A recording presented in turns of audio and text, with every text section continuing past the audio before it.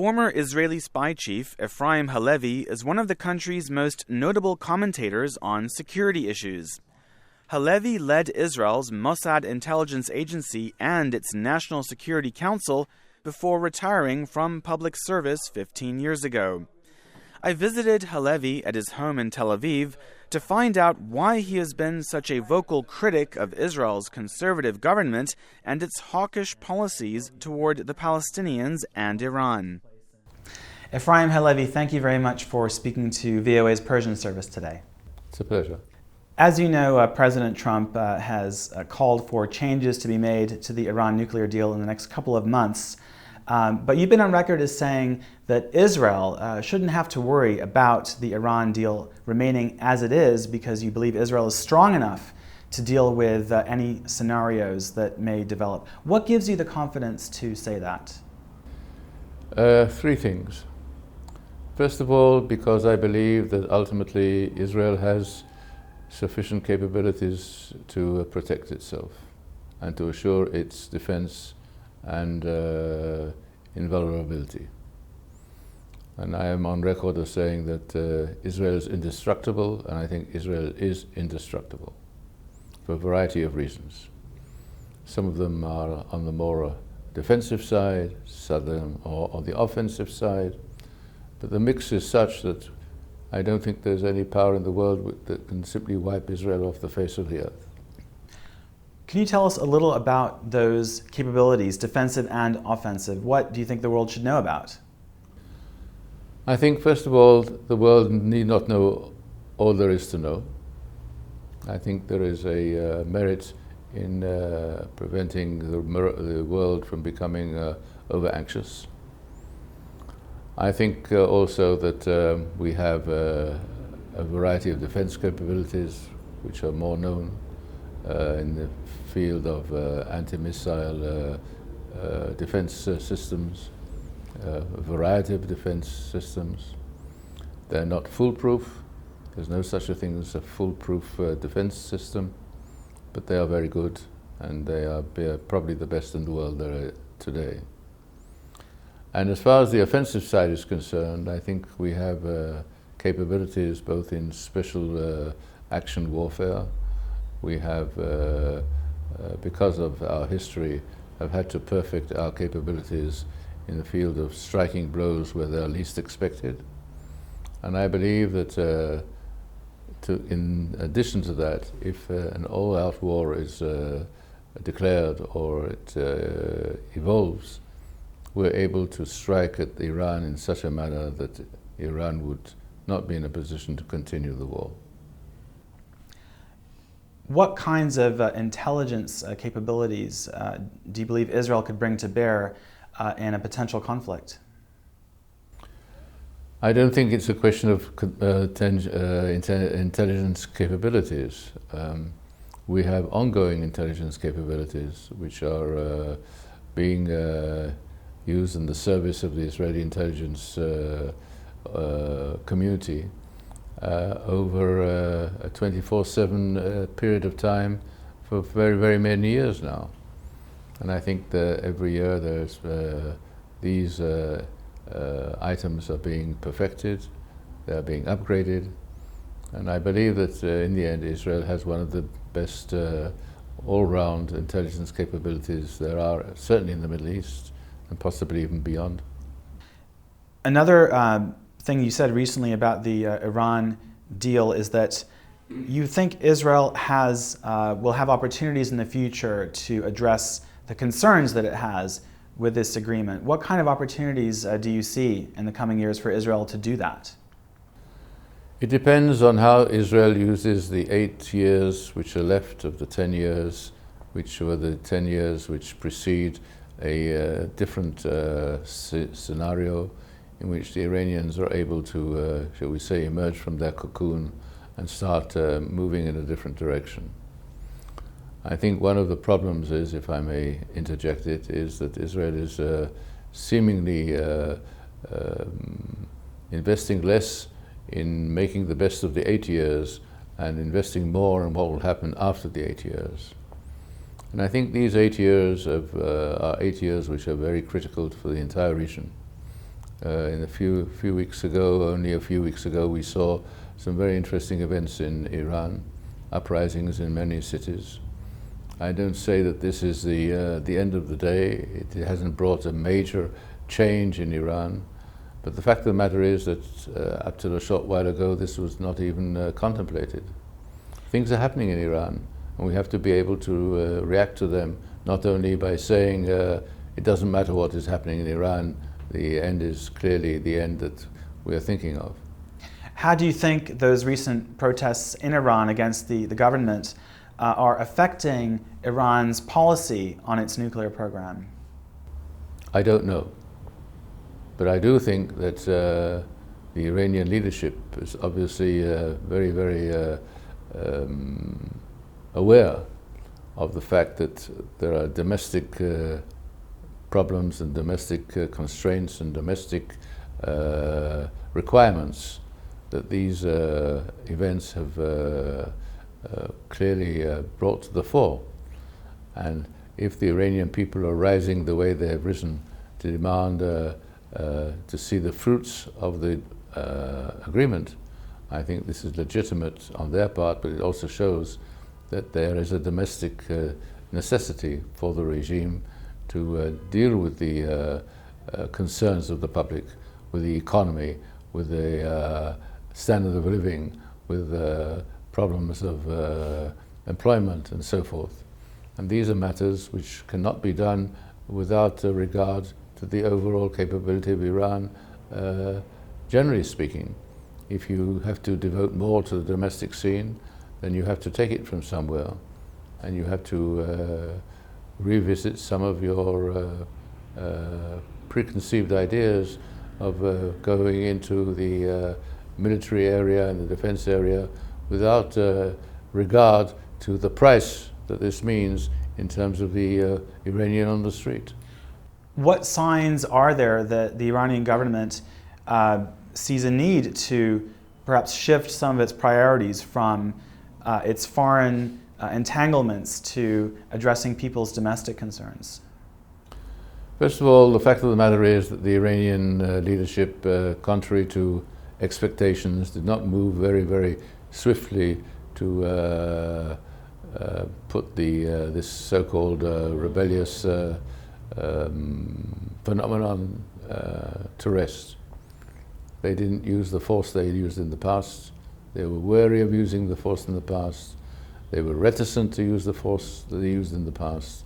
And that is something which should be noted outside Iran, and it should also be a policy item and shall we say a strategy item for those who want to see a change inside Iran.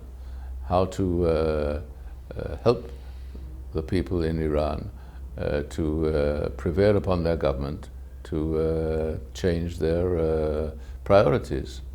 And this cannot be done just by making statements on Twitters and things like that and leaving them to their fate. Well, I was just going to ask you about statements on Twitter and the like. The Israeli Prime Minister did make some comments supportive of the recent protests through social media. Would you assess that kind of response to the protests in Iran, and what do you think the Israeli government should do differently in that area? I think that there are issues in which Israel can contribute by maintaining relative silence. I don't think that the way the Israeli government responded to what was happening in Iran was conducive to Israel's strategic interests. It is not our duty to encourage the Iranians to rise up against their regime, against their leadership. This could have an adverse result. And what we should look for is not just a headline of the moment, but how to find ways and means of allowing the Iranian public to be more effective in its quest for more attention to the domestic scene. How do you think Israel or the United States or other Western powers could help those opposition forces in Iran to become more effective? First of all, by being selective in the way they comment on what is happening, and leaving the Iranians to some extent to their own affairs, not to urge them on to do this or that or the other, but to hold back a little. That's one thing they could do. And the second thing they could do is economically to open up areas of commerce and areas of tourism and areas of industry and areas of communication in order to allow the Iranian public at large to benefit from the fruits of the agreement. The Voice of Israel formerly had a Farsi language radio program to Iran. It was hosted by Menashe Amir. And when I spoke to him recently, he told me that he used to get lots of calls from Iranians who were asking Israel, why aren't you coming to help us to overthrow the regime? So it appears that there are some voices in Iran who would like more overt support from Israel. How important are those kinds of voices for Israel to consider as it decides what to do about Iran going forward? I don't think that Israel would be doing the Iranians a favor, especially those who have said this to Menashe Amir, by trying to meet them on these requests and to try and figure out how to put this into a method of interference in Iran. I think this would be a mistake because it was a play into the hands of our adversaries. I don't think that Israel, with all the respect I have for Israel's capabilities, has the momentum or even the capacity, size-like capacity, to really enter into the Iranian political wilderness in Iran and to be effective. I don't think so. But I think that if we silently assure them that when the time comes, we will be there to cooperate with them. If we, in ways that we have maybe, allow them to be more effective in their the way they are conducting their campaigns, to give them advice here and there, not necessarily on television and on radio. I think in that respect Israel maybe has a contribution to make. But sometimes our contribution would be by abstinence rather than by action, by avoiding the urge to take advantage of the moment in order to get a word in against Iran and what is happening there. I think that does not, in the end, produce anything positive for Israel. I wanted to ask you also about the way Iran's government responded recently to the U.S. decision to recognize Jerusalem as the capital of Israel and to start the process of moving the embassy to Jerusalem. The Iranian government was strongly negative and criticized that decision. What else do you know about the way Iran is responding to that particular move, and should Israel be concerned about that? Look, the declaration of the United States, of the President of the United States on Jerusalem, was in effect hot air. There was nothing in it, because he made a declaration with two aspects to it. One saying that the United States recognizes Jerusalem as the capital of Israel, and secondly signifying that the ultimate border between Israel and whatever the Palestinians would be in the end would also include dealing with the border problems of Jerusalem. That's the way it was understood. So yes, it has excited a lot of people in Israel. Yes, people are very happy with it. I think overly so. Because I don't think we need the United States in order to prove of Israel as the capital of Jerusalem as the capital of Israel. We don't need the sanction of the United States to call Jerusalem our capital. Our Prime Minister moved the seat of government to Jerusalem, I think in 1948-49. His name was David Ben-Gurion. His name was not Benjamin Netanyahu. And he did that, and he made the seat of the Parliament of Israel, the capital of Israel, Jerusalem. So the fact that the United States recognizes in a lonely manner that they accept that Jerusalem is the capital of Israel, and then add the addendum that the borders will be determined at a later date or something like that, is trying to catch two opposite birds with one stone, and in effect doing no good to anybody. How concerned do you think Israel should be about the negative reaction to this U.S. decision in the Middle East as a whole, amongst its Arab neighbors and amongst Iran, all of whom were very critical of it? Well, I believe that Israel has been very successful in forging important relations with our neighborhood. This is not something new. Sometimes people have the urge to believe that what they're doing has never been done before. It's been done before. It was done before by previous prime ministers. It was done before in the manner of peace treaties we have reached with Jordan and with Egypt, two of our main enemies in the past. The longest border with Israel has with a neighbor, the Jordanian border, is now a peaceful border. The border we have with Egypt, which is a very long border, we have determined the ultimate results. So in terms of the first 70 years, we've done more than 2/3 of securing our borders internationally.